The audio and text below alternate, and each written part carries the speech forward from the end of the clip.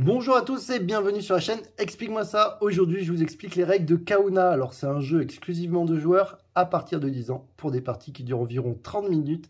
C'est un jeu de Gunter Cornet édité chez Yellow. Alors attention, petite précision, c'est un jeu que j'ai découvert il y a 20 ans au Flip à Parthenay.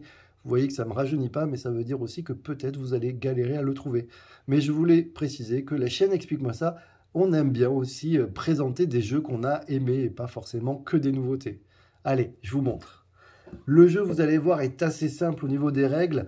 Ça va se jouer en 3 manches. L'idée, c'est quoi? Ça va être d'arriver à mettre le plus possible de pierres de Kahuna sur le jeu. Pour la fin de manche, c'est très simple. Dès qu'il n'y a plus de cartes face cachée et face visible, on va compter les points. Pour la première manche, chaque pion que vous avez sur le plateau à la fin d'une manche vous rapporte un point de victoire. Pour la deuxième manche, chaque pion que vous avez sur le plateau vous rapporte 2 points de victoire. Et pour la troisième manche, c'est un petit peu différent. On va faire la différence entre celui qui en a le plus et celui qui en a le moins. Si par exemple le noir en a 5 et on imagine que le blanc en est que 2, on fera 5 moins 2, ça fait 3. Celui qui en a le plus récupérera donc 3 points. En l'occurrence là, le noir. N'oubliez pas qu'entre chaque manche, on ne va pas redonner de cartes. Donc du coup, il va falloir ne peut-être pas toutes les utiliser dès la première manche. Ensuite, on va prendre les cartes qui avaient été jetées. On va faire une pioche face cachée. On va remettre 3 cartes face visible. Ensuite, comment ça se passe? On va compter les points de la manche 1, 2 et 3. On va additionner. Celui qui a le plus de points a gagné tout simplement la partie. Ce qu'on va faire, je vais vous montrer comment ça se passe pour la mise en place. Bon, en fait, au final, c'est très simple. On va donner à chaque joueur 3 cartes.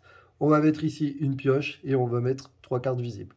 Au milieu, vous voyez, il y a déjà des choses de poser, mais ce n'est pas dans la mise en place. Normalement, il n'y a rien sur le plateau. C'est juste que là, je vais vous montrer comment ça se passe. Un tour de jeu, on va choisir le joueur actif, va prendre ses cartes et va pouvoir faire plein de choses. Il va pouvoir jouer autant de cartes qu'il le veut. D'accord? Il peut décider de jouer toutes ses cartes, une carte, 2 cartes, 3 cartes. Il peut aussi juste décider de jouer une ou 2 cartes et de défausser une carte, par exemple. Il peut décider de ne pas jouer de cartes, mais il faut savoir qu'à la fin de son tour, il ne piochera qu'une carte. Même s'il a joué 3 cartes, il n'en piochera qu'une. Attention, si jamais il arrive à avoir 5 cartes en main, il ne pourra pas piocher, tout simplement. C'est pour ça qu'on va peut-être défausser des cartes. Maintenant, qu'est-ce qu'on peut faire avec nos cartes? Alors les cartes, je vous montre un petit peu. Vous voyez, vous avez Aloha, Una, Gola. En fait, ce sont le nom des îles. Vous voyez, ça vous indique le nom des îles. Ici, vous voyez, c'est le nombre de ponts qu'il y a pour aller sur l'île d'Aloha. Il y a 3 ponts. Et le but du jeu, ça va être d'être majoritaire sur les îles. Si vous êtes majoritaire, hop, vous pourrez mettre une pierre de Kahuna. Pour être majoritaire donc sur Aloha, vous avez compris que comme il y a 3 ponts, ben, si j'arrive à avoir 2 ponts, je deviens majoritaire. Comment je deviens majoritaire? Vous voyez que là, il y a Aloha et là, il y a Una. Si j'ai une carte Una ou une carte Aloha, je peux décider de mettre un pont ici. Alors, on va regarder. Bah, ça tombe bien parce que j'ai une carte Aloha ou alors une carte Una. Bah, je choisis. Allez, hop, je vais décider de prendre une carte Aloha. Je décide de jouer ma carte Aloha et je la défausse, forcément. Je viens mettre mon petit pont ici. À partir du moment où je mets ce petit pont ici, je regarde si je deviens majoritaire. C'est le cas. Vous voyez, j'ai 2 ponts sur 1. Je deviens majoritaire. Hop, je prends ma pierre de Kahuna et je la pose. Ah, mais comme je deviens majoritaire sur l'île, j'enlève tous les ponts qui se trouvent sur l'île qui ne sont pas majoritaires. Donc celui-ci, vous voyez, disparaît. On va vérifier si le propriétaire est toujours majoritaire sur l'île. Ce n'est pas le cas, puisque là, il y en a 4, il n'en a que 2. Donc du coup, il perd sa majorité. Et vous avez compris que ça va faire des enchaînements. C'est à moi de jouer, je peux décider de jouer ou de m'arrêter. Je vais regarder, j'ai Una, mais ça ne sert à rien. Et j'ai Gola, Gola c'est ici, ça ne me sert pas à grand chose. On va pouvoir aussi faire d'autres choses, je vous montre. Je vais pouvoir, si jamais j'ai envie, retirer un petit pont. Pour retirer un pont, c'est très simple. Par exemple, si j'ai envie de retirer le pont qui est entre Ele et Douda, il va falloir que je joue 2 cartes. Soit je vais donner 2 cartes Douda pour retirer ce pont-là, ou celui-ci d'ailleurs. Soit je vais donner 2 cartes Ele pour retirer celui-ci ou celui-ci. Soit je peux aussi donner une carte Ele et une carte Douda, et du coup, j'enlève ce pont. C'est ce que je vais faire. Je vais jouer une carte Ele, une carte Douda, que je vais bien sûr défausser. Du coup, j'enlève ce pont. Il se peut que, par exemple, on enlève des majorités. Si jamais j'avais enlevé ce pont, vous voyez que du coup, il n'était plus majoritaire sur Barry.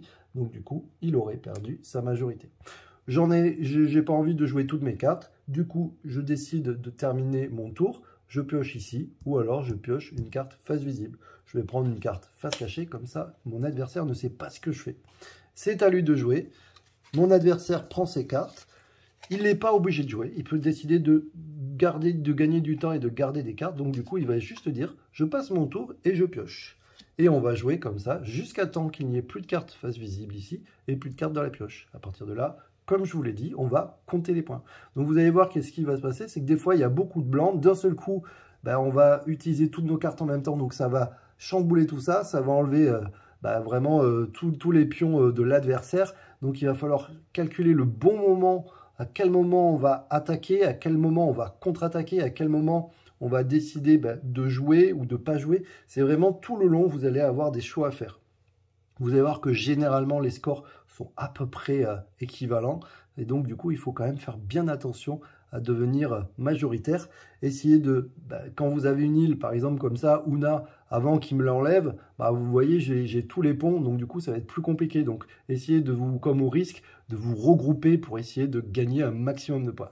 Voilà, je vous dis à très bientôt. N'hésitez pas à tester ce jeu. Je ne sais pas si vous allez le trouver facilement, mais en tout cas, c'est un jeu qui mérite d'être connu.